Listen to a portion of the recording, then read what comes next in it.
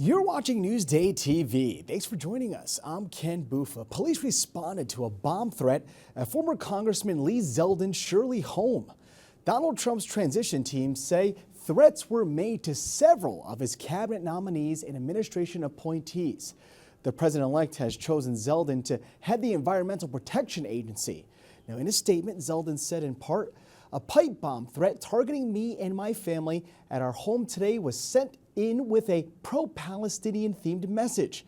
My family and I were not home at the time and are safe." The threat was very specific, and that is the area that we searched, and we determined that there was no device in the mailbox. Now, in 2022, 2 people were shot outside of Zeldin's home. 2 people were wounded, but none of Zeldin's family was injured. And police are looking for the driver involved in a deadly hit and run. Early this morning, 59-year-old Joanne Foley was killed while crossing Veterans Highway in Bohemia. Cops say the Central Islip woman was struck by a vehicle heading west at 5th Avenue. Now, police are asking anyone with information to call Suffolk Crime Stoppers at 1-800-220-TIPS. And only in Newsday, a Long Island mother has filed a wrongful death lawsuit against Suffolk County. 13-year-old Anthony Stinson was hit and killed by a Suffolk police cruiser in September of last year. The 53-year-old says she hopes the lawsuit leads to improved safety measures for pedestrians. The county says they cannot comment on pending litigation. And the town of Huntington stepping up patrols against drunk drivers this holiday season. My sister Karen was tragically killed on the night of June 26th, 2016 at the corner of Jericho Turnpike and Route 110 while in the car with her husband, her son Robert, and their dog Maverick. DWI patrols and checkpoints will be set up throughout Suffolk County starting tonight until New Year's Day. And the recent wet weather has not done much to snap the months-long drought on Long Island. Now, Jasmine Anderson has a story you'll see only in Newsday.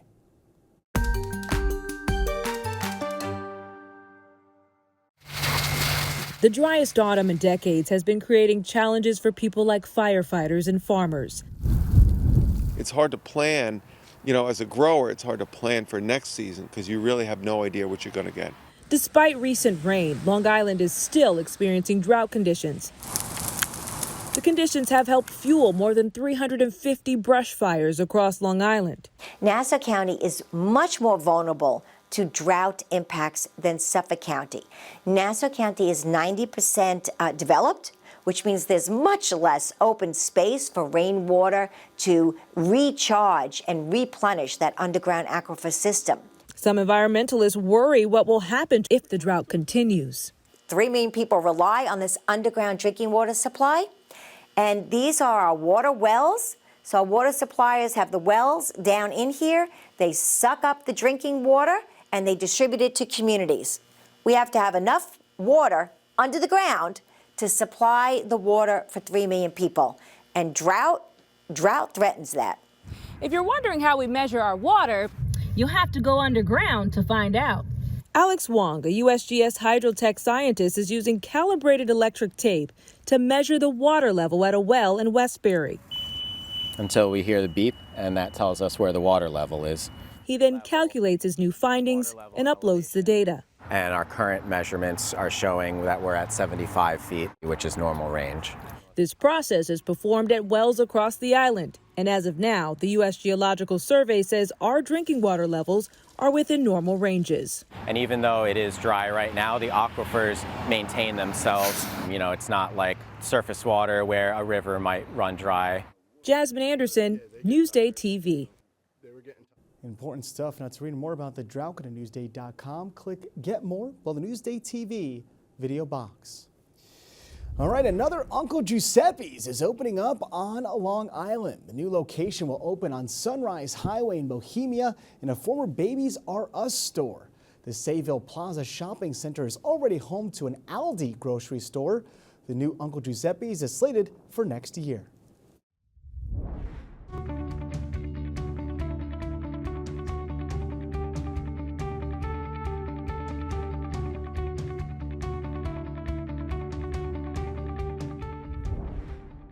Black Friday sales are no longer a one-day only event. With so many retailers offering deals, how do you know if you're actually getting a good one?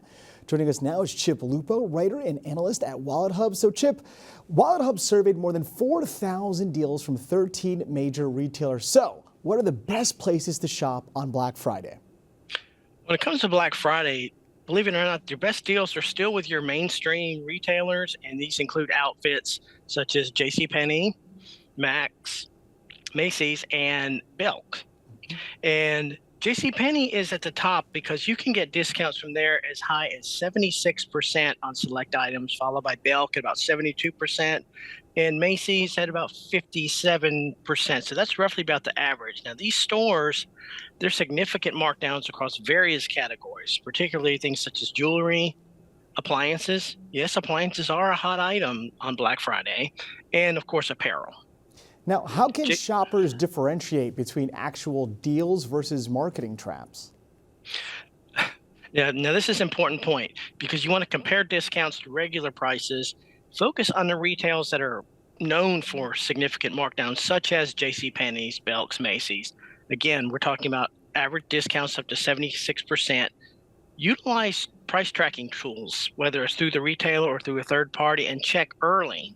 So that way you can identify and sort of establish some trends as they're checking to see where sales are coming and going, so you can really identify genuine savings. So what are some tips for not overspending on Black Friday and Cyber Monday? Well, this is key because we found in one of our surveys that more than 50 or close to 50%, 47 or so percent of those surveyed are still carrying over holiday debt from last year. Now that's up from 25 or so percent in 2022 and 2023. What consumers can do to protect themselves is by creating a budget and sticking to it. Now we're talking about a budget separate from your household budget, strictly for holiday purchases. Plan your purchases in advance and avoid impulse buying. That's key, especially during a big shopping day like Black Friday when you are just bombarded with offers. You want to just stick to your list, because what will inevitably happen is that you will wind up with a shopping cart full of items that you don't want, don't need, and you may come to find out that you didn't really get the deal that you had anticipated. Only in Newsday, giving thanks for the gift of life this Thanksgiving. Virginia Huey has the story.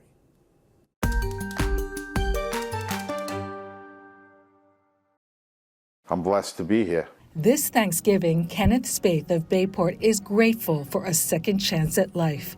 A year ago, the retired NYPD detective and 9/11 first responder was gravely ill with stage 4 kidney disease. I was pale, very pale, and I was feeling real bad. Last November, doctors told Spaeth he needed a new kidney to survive.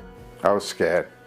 Spaeth faced a minimum 5-year wait on the organ donor registry list and dialysis. I didn't want him to go down that road. So I'm like, we're not waiting. In March, Spaeth's wife, Nichelle, put out a plea on social media for a donor. She rallied friends and law enforcement groups to share her page. Kept sharing every day. I would get up, share. It was like it took over my life. One of those shares caught the attention of Marixie Mora as she was dealing with her own personal tragedy. Her husband, Mark Stoughton, a Yaphank volunteer firefighter, was on life support after suffering a massive heart attack at their Middle Island home on May 19th. And I miss him every day. Mora knew her husband would want to give the gift of life to a fellow first responder. She and her sister-in-law, Erica Quarta, decided to donate a kidney to Spaeth after blood tests showed the two men were a match. Right away, we all kind of looked at each other and said, this is what he would want. He was always giving, he was always kind. They say from every bad, there's a good. So if we're going through something so bad, let's see the good in it. Let's do the good from it. Let's save another life.